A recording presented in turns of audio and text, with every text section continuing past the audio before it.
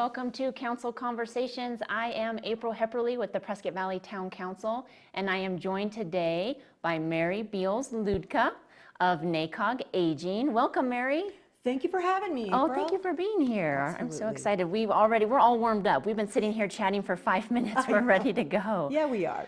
So I just want to touch a little bit on what NACOG in general is. NACOG stands for Northern Arizona Council of Governments, and they're basically tasked with distributing federal funds for things like workforce development, child care, transportation, and then also aging, which is where you come in. So what is the mission of NACOG Aging? So really our mission is to provide answers on aging through services, resources, and advocacy.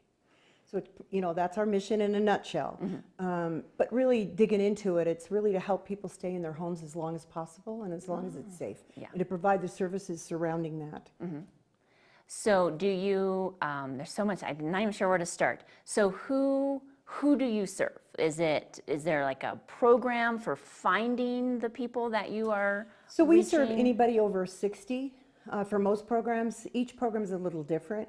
Unlike some of the NACOG programs, we aren't a single program. Aging encompasses over 18 separate programs. Oh, okay. So it is the second largest department at NACOG, so to say. So we start out with an information and referral team. They're nationally certified for information referral for the elderly and disabled.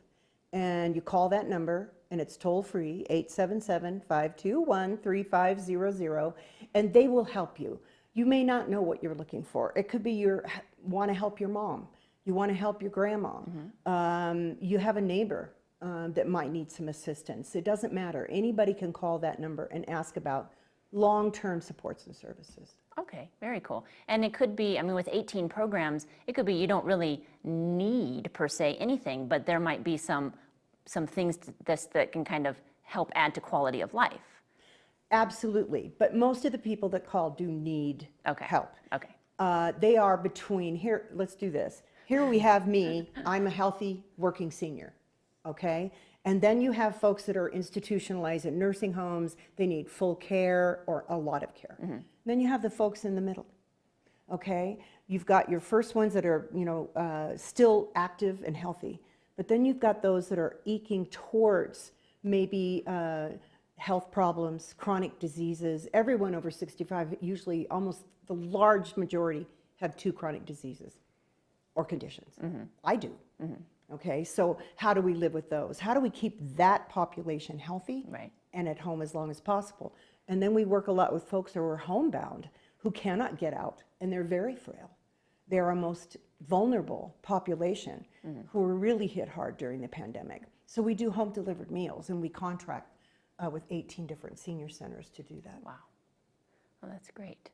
So can we dive into a little bit of the 18 different programs and just so somebody calls and this is the situation, good or bad or indifferent, and then my mom doesn't seem to be eating the way that she used to, or I worry that she's not getting enough social interaction or physical activity. Perfect. We have a program for every one of them. We have a program for social isolation with an activities person who works not only with the homebound, but with the senior centers and getting more activities in the senior centers. Okay. And also finding out, is your mom able to get out? Can she make it to the senior center? Here's where the senior center is closest to her. Because that's where the Congregate Meals happen. And so they congregate. Mm-hmm. Yeah. And that way there's social activity going on. There's activities before and after lunch. And during lunch, they get to go see their friends. And I was part of a research with the Retirement Foundation a couple of years ago, and we did over 200 interviews around the country to folks in senior centers, plus surveys on top of that. 98% said we're going to the Congregate Meal #1 for the socialization. Mm-hmm. They may say, oh, to see my friends, oh, to get out of the house, but it's socialization. Right. And then you've got the nutrition piece. If your mom's able to get out, we need to get her to that Congregate Meal site and get her going on that. If not, she will need a case manager to assess her, and they work for the aging department. And the case managers are bachelor level. They do an 18-page assessment, financial, psychosocial, and then find out if they're eligible for Meals on Wheels. Wow. And then we'll get those started. That's great. And there is actually a council chat for Meals on Wheels as well. So look it up while you're here on the YouTube page. There you go. Just a little plug. Absolutely. So Prescott Meals on Wheels serves Prescott Valley. Right, yeah, and that's actually who I had Yes. in the studio discussing it, yes. And Bert is amazing. So you've got the best of the best, really, of all those senior centers, and they're all wonderful. They've done a wonderful job. So what area do you service? Because obviously Prescott Valley and beyond, Yeah, right? we do So- Apache, Navajo, Coconino, and Yavapai counties off reservations. There are 2 reservation area agencies on aging. One's Intertribal Council, and the other one's Navajo Nation. Okay. So they have their own area agencies on aging, and we all work together. There's only 8 of us in the state. So your office that you work in is in Prescott, Mm-hmm. but from that office you're servicing that whole that whole Right, area. Okay. yes. So I oversee the entire area agency on aging, and we have 4 offices. We have one in Sholo, we have one in Flagstaff, we have one in Cottonwood, and we have one in Prescott. Okay. And let's touch a little bit on your staffing needs, because you have such a great programs, but we want to make sure it's running at its highest proficiency. Yeah. And I know that's a little bit of a challenge right now as Yeah. well. We actually have 10 openings right now. 2 of them that From are all 4 of those all offices? 4 Okay. offices. And you can go on NACOG's website and look up for jobs and under HR and see what's open. But critically, we need care coordinators. They're case managers. We need 2 in the Prescott office. Okay. And they're bachelor's level. It can be a combination of experience and school. Social work is good. A medical background is good. So yeah, we really need folks to join on, and it's such an amazing team. What a great team we have, and I've got a great manager that oversees that department. That's awesome. And so when we were talking, last time we had a chance to chat, we were talking about you have a Christmas tree at Lefty's. Yes. Is that right? It's probably getting pretty bare at this point, I hope. Yes, well, it's gotten bare a couple times. Oh, and you keep refilling The it. first week we had it, they called and said, all 33 tags were taken. Oh. Boom, just like that. It was like so heartwarming. So this Christmas tree is like the trees that you see in Walmart or the mall, like an angel tree, but it's for, instead of children on the tree, it's seniors. It's older adults, yes. And Lefty's started doing that last year for us, and the patrons fell in love with it. They love it, so that we filled the tree a couple times. Now they're in the process of wrapping and delivering. And what happens for HIPAA is there's a number on the tag, it's a female, and what they want. Okay. And then person can take the tag, buy it all, buy 1, buy 2. Then we gather all that, and each case manager then delivers those gifts to their Fun, clients. how special. I know, it's just wonderful. And then Bert Igems at Prescott Meals on Wheels, she does it for the Prescott area for anyone who's utilizing Prescott Meals on Wheels. And I went to the wrapping party.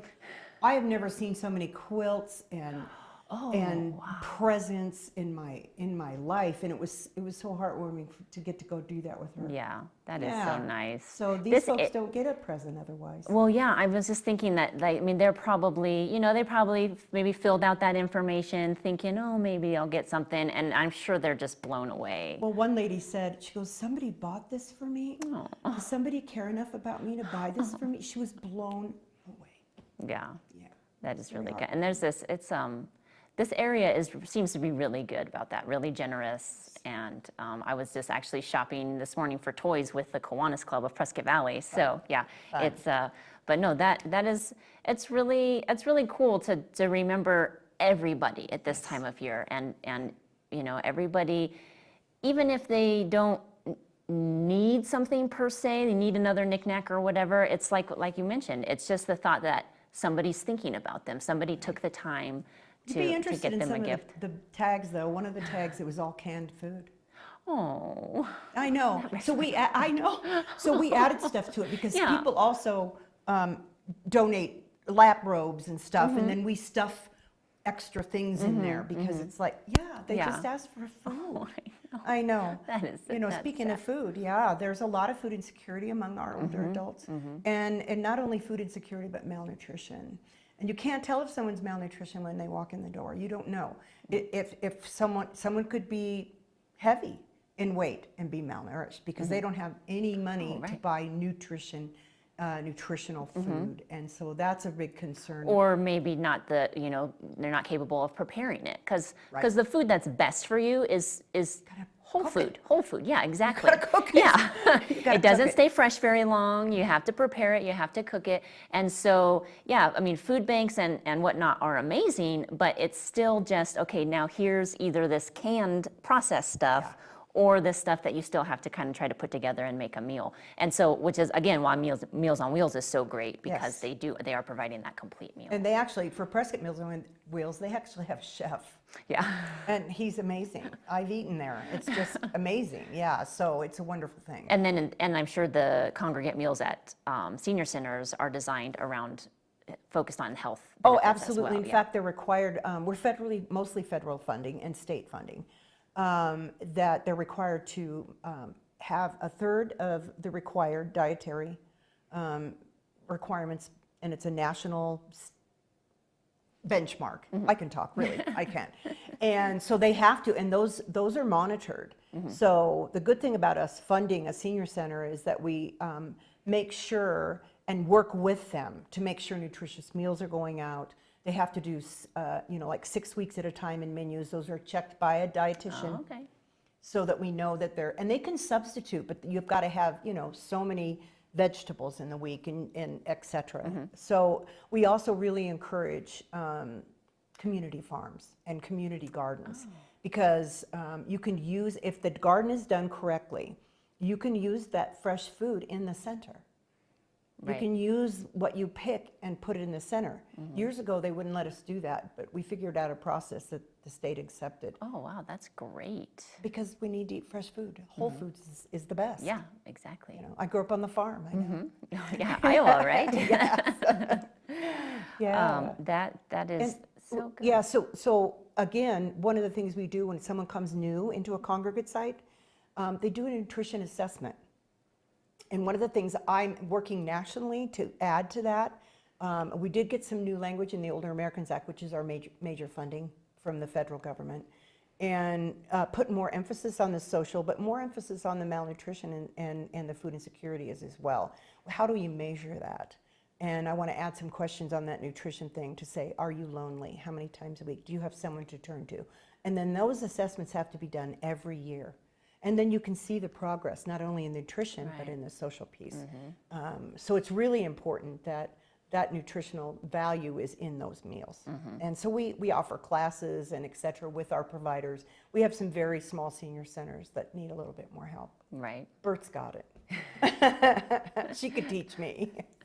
And then how about, so within the senior centers, is that where there can be like a physical activity, there are different classes, things like that? Yeah, we right? have a whole health and wellness program at the Aging Department. And so our health and wellness program has evidence-based programs that they can bring into the centers. Our staff are master trainers. They have to be master trainers. But we really look for volunteers to run those classes that as lay leaders. And then the master trainers come in and check for fidelity, because you do need to follow it if it's going to be evidence-based. We do things like chronic disease management. We do things like Matter of Balance, which is an amazing class, really teaching folks to pay attention to their surroundings and make it safer for them. Because I have to tell you, the older I've gotten, I am more afraid of falling, because I've fallen a couple times in the last year and it wasn't pretty. It hurts a lot, and we're more apt to get injuries. So that's a wonderful class. Everyone loves that class. Yeah. It's over 6 weeks, once a week for 6 weeks. We also do bingo size, which is super fun. Oh my gosh, so it's bingo, but like when they call a number, everybody that got that number has to stand up, and then the leader picks some activity for them. Oh. And with music to go with it. It's hilarious. So and then that's more social stuff too, because you can imagine, I mean, that's just so fun. Everyone's laughing. Yes, and they're getting up and moving. And if they can't march in place, they can march at their chair, because this is really important to do. Yeah. They made us do the chicken dance. We were laughing so hard. We did it at the last staff meeting. The health and wellness person came and made us all do it. It was super fun. And so we do all kinds of different things like that are actually evidence-based. We also do activities that aren't. So fun things like swing in your chair, which is done with 40s music, and exercise in your chair, and there's a waiting list for that. It's super fun. So we also do just activities that are fun for everybody. Painting pots, and during the pandemic, we sent bags to the homes, and then everybody got together online and then did the activity on Friday together for those that could. Yeah. And we also have telephone reassurance and telephone programs that we can do for those who can't get online. But I know we're working really hard to get broadband for everybody, and hopefully that's moving along, and it is in the state of Arizona. Right. So we also have Medicare counseling, and they just finished open enrollment. Whew, they're exhausted, so they all take vacation after the 7th of December. Yeah. It's intense, but last year we saved our clients $128,000. Wow. And 1 year we saved them $1 million, and that is quantifiable. And how that's done is by getting them on the right plan, and also introducing people to low-income subsidies for Medicare. They may qualify for no Medicare premiums, no Medicare co-payments, all that kind of stuff. So And then how do you even begin to navigate something like that all by yourself? it's crazy. Yeah. So we have a staff that does it. Yeah. And it's wonderful because they're not there to sell you anything. We Right. are not allowed to mention any kind of insurance companies. We talk about the plans, what fits you best, and then help you make an informed decision. We also have ombudsmen, and they are advocates for those who live in long-term care. And that was one of the first programs I started in 1991. It's a national program, but we didn't have it at our agency and needed to do that. So it's very near and dear to my heart, and it's really advocating for resident rights. A lot of folks get scared when they're in a nursing home that they can't speak out. So we're the voice for them and encourage them to be a voice. So that's a great program. We also have the Family Caregiver Program, which is very popular because we have a lot of folks caring for a loved one, unpaid. So unpaid caregivers could be a family member, but not. We don't define family for you. And the Act doesn't define it, thank goodness. So it could be any kind of arrangement. It could be two people living together and helping each other. Whatever it might be, that informal caregiver needs support. Right. Unfortunately, the statistics are that often the caregiver dies before the patient. Oh my goodness. Oh wow. And true fact. Is there evidence that it's like stress? Oh, Exhaustion, my. Oh. not reaching out to others for Yeah. help. I know when my sister took care of my mom, I had to tell Emotionally her, drained. I'm going to come and help you. Yeah. And this is what I'm going to do. Because if you don't do that, the caregiver is going to say, I'm fine. I got this. No, they don't. They need help. So we do stress assessments on them. We have respite, that someone can come into the home and give them a rest. It's rest for the caregiver, and they need it. And I don't care what they do. When they can go to their girlfriends, and they can go get their hair done, they can go to the movies. Right. They can take a nap in the other room. Yeah. We don't care. Whatever Yeah. we can do to help you, just give you a break every week Right. from your loved one. Yeah. Because you need it. I don't care how close you are. Whether it's your spouse Yeah. or your mom or your grandma, you need a break. Because caregiving is not an easy thing to do. Yeah. No. Yeah, last year, informal caregivers in the state of Arizona provided $6 billion worth of care Wow. For free. for free. Yeah. Oh my gosh. Yeah. So they need a lot of support. Yeah. We have support groups for them and different kinds of training for them, actually get down and dirty training. So, me, I'm a past nurse. If I have to care for my husband, I got this. Right. Well, how Yeah, many that's what I people- was first thinking when you brought up caregivers is Yeah. like, yeah, they're like, oh yeah, I'll take care of my mom, but if they don't have any background, what What are they going to do? Yeah. And so these classes get into peri-care, catheter care, turning someone in bed and giving them a bath, changing the sheets when someone's in bed, transferring, really down and dirty, how do you do this care? Because unfortunately, more and more is being asked of our family caregivers that are really medical in a lot of ways. Right. Yeah. Right. So, that kind of gives you the case management team is the biggest team we have because obviously they're in all 4 offices. So they case manage over 8,000 people a year and carry a caseload.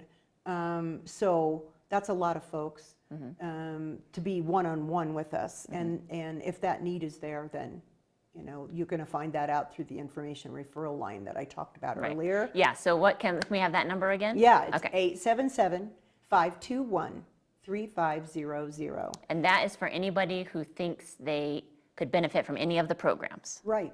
And anybody who has a loved one who's getting older and you're not sure how to help them, you know, we get calls from folks that like, I don't know, I don't think my mom should be alone, and I think someone needs to assess her, and then we start digging in, you know, finding out more, because those ladies, and they are all ladies right now on the phone, I have 3, they know how to ask the right questions to get those answers to, what can we do to help you? And it may be just for information about something else. It may be, my yard needs to be cleaned up, I don't know what to do, and it's an older person, and we may know that, oh, the Boy Scouts are going to do a cleanup next week, and let's get you signed up. So we really rely on the communities as well. You need to let us know on the INR, hey, we're going to be doing a fundraiser, or we're going to be doing something to help the older adults, or the Boy Scouts are going to do a project, or school is going to do a project. Let us know. So we can get folks to you, because that's, you know, we're bringing them in. They call a lot. Our calls have doubled. Oh, wow. We have doubled. Since when? Since the beginning of the pandemic. Okay, yeah. And then if you have, so if somebody's interested in employment, they should just go to NACOG.org? Yes. Okay. You can go to NACOG.org, or you can call the toll-free number. You know, That same one? The same one. They, you know, they have information about all the NACOG programs. Besides aging, it's not just about the aging program. Yeah, because we know Head Start needs a lot of. Yeah, Head Start needs a. So if you want to care for older adults or children, please go to NACOG.org. Please go to NACOG. And that's so funny, because I started out in newborn nursing, and then I ended up in gerontology, and here I am, you know, 32 years later. It's just taking care of everyone. I know, in between. Well, thank you so much for joining me, and I think we went like 22 minutes, but we can't stop. Like, there's just so much good things to say. And anytime you want to have maybe one of the single programs come and talk about themselves, they would be wonderful and happy to do that. So thank you for helping me get the information out. Of course, thank you. And this was Council Conversations. Thank you so much for joining us.